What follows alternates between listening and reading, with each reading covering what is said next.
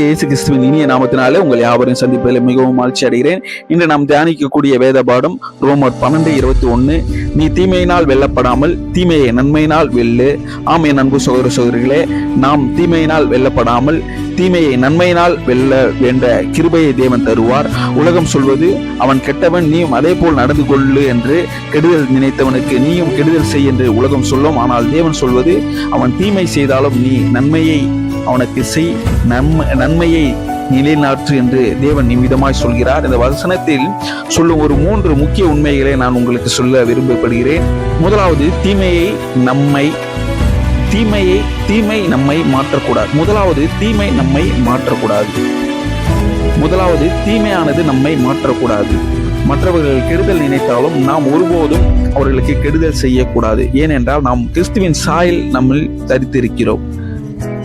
முதலாவது, தீமையானது நம்மை மாற்றக்கூடாது.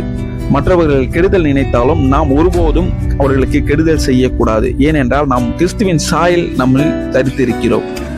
தீமையை நம்மை ஒருபோதும் கட்டுப்படுத்தக்கூடாது. அவ்விதமாய் தீமை நம்மை கட்டுப்படுத்தினால் நம் தோல்வியை சந்திக்கிறோம். நம்மை நன்மையானது கட்டுப்படுத்தும் போதுதான் உண்மையான ஜெயத்தை நாம் பெறுகிறோம். இந்த வேளையிலும் நம்முடைய சாயலை ஒருபோதும் மாற்றிக்கொள்ளக்கூடாது. இந்த காரியத்திற்கான ஒரு உதாரண கதையை சொல்ல நான் விரும்புகிறேன். ஒரு ராஜா ஒரு நாள் மீன் பிடிப்பதற்காக சென்றார்.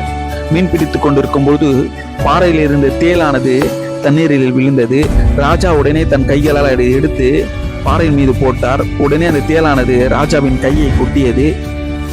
பின்பு மீன் பிடித்துக் கொண்டிருக்கும் போது இன்னொரு தரம் அந்த தேளானது தண்ணீரில் விழுந்தது. உடனே ராஜா அதை எடுத்து மறுபடியும் பாறையில் போட்டார். மறுபடியும் தேளானது தன் ராஜாவின் கையை கொட்டியது. மறுபடியும் மீன் பிடித்துக் கொண்டிருக்கும் போது மறுபடியும் அந்த தேளானது தண்ணீரில் விழுந்தது. உடனே அவர் எந்த ஒரு ஐயமும் இல்லாதபடி அந்த தேலை பிடித்து பாறையில் போட்டார். மறுபடியும் அந்த தேளானது ராஜாவை கைகளை கொட்டியது.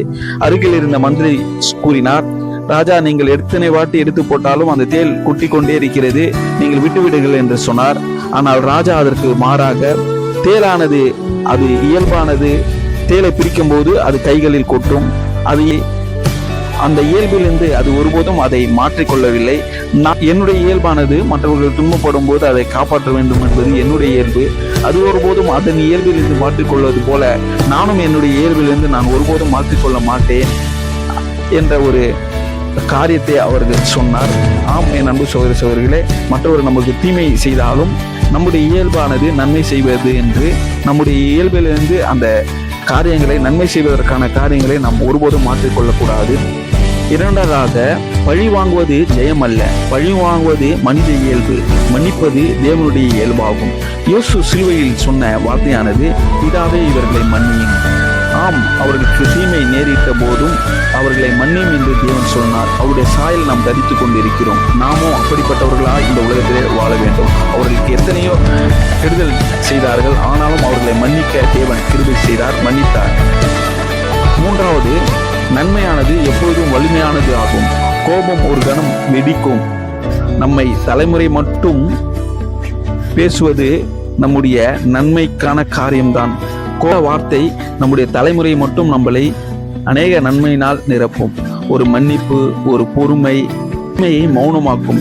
நீ தீமையினால் வெல்லப்படாமல் தீமையை நன்மையினால் வெல்ல தேவன் இந்த காலை வேளையிலே அனுக்கிரகம் செய்வார். இந்த நாளில் நீங்கள் நன்மைக்குரிய காரியங்களை செய்யுங்கள். தேவன் உங்களுக்கு கூட இருந்து உங்களுக்கு வரும் தீமைகள் எல்லாம் நன்மையாய் மாற்றுவார்.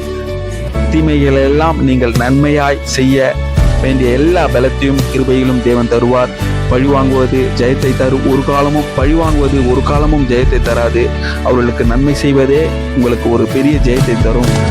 அவ்விதமான ஜெயத்தை கிருபை உங்களுடைய ஜெயத்தை தேவன் உங்களுக்கு தந்து உங்களை ஆசீர்வதித்து வாழ்ந்து தோறாக. God bless you.